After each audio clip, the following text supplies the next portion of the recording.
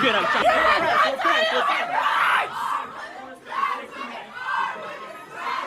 Trans rights are human rights! You crying! You crying!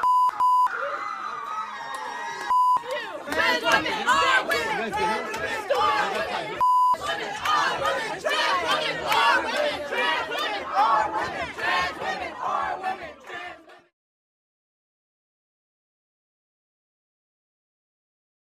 I swam at the University of Kentucky, where I accomplished some really amazing things in my career. 12-time All-American, 5-time SEC champion, one of the fastest Americans of all time in the 200 butterfly, really awesome things.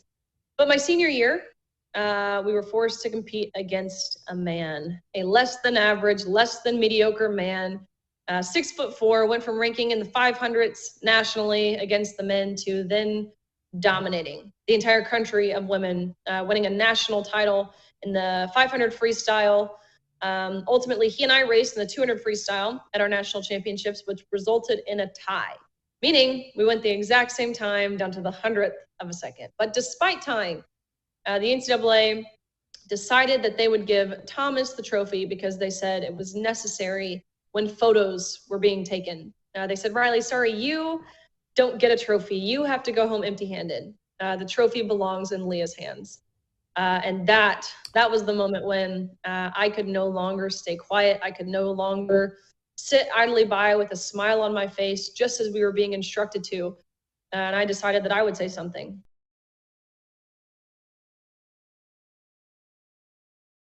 I think a couple reasons. I think number one, people think this is something that they won't be directly impacted by. Therefore, they don't feel mobilized. They don't feel it necessary or worthwhile to take a stand because they think this won't happen to me. That's exactly, if I'm being totally honest, that's exactly how I thought. Why would I take a stand against this when I have a future ahead of me? I've got a life planned. This won't impact me. But then it did.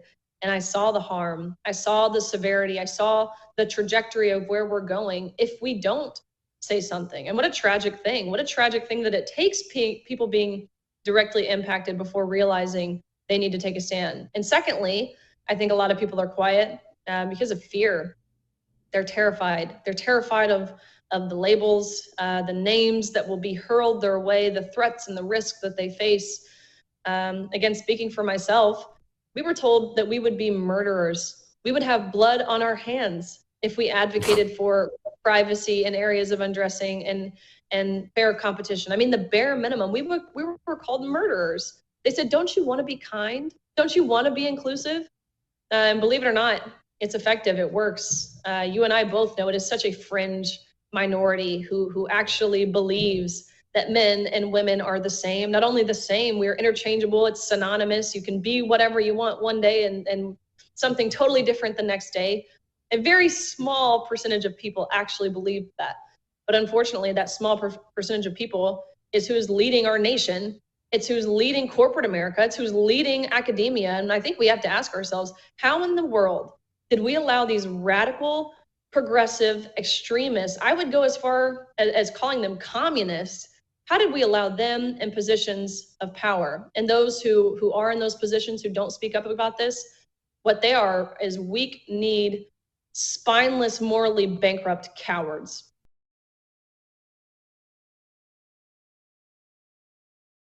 Well, I was at San Francisco State University, so of course a college, delivering a message. It was to a Turning Point chapter, student-led chapter. And upon delivering my message, my very controversial message that men and women are different, I was accosted. I was ambushed prior to this video. A mob of protesters, hundreds of them. They rush into the room where I'm speaking. They turn off the lights. They come to the front. That's when, I'm being attacked. I'm being pushed. I'm being shoved. I'm being punched in the face by these men wearing dresses, which fortunately for me, their punches really don't hurt that bad. That room you see, they ended up holding me for ransom for 4 hours, demanding that if I wanted to make it home to see my family safely again, I had to pay them money. All the while, the dean of students at the university shows up again in the middle of the night. It's like midnight at this point, and starts negotiating with the students how much I owe each of them, to which the price they agreed upon was $10 each, which makes me mad because I think I'm worth more than $10.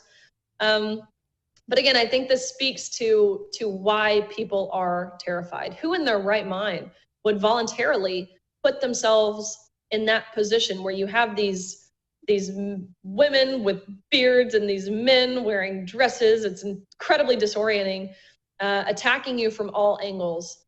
I think it takes a unique person, but what I will say, I don't feel brave. I really don't. I don't feel courageous for this stand. I feel as if I'm merely saying something that everyone already knows. That shouldn't require bravery. It's like the emperor wears no clothes parable. No, you know who's brave?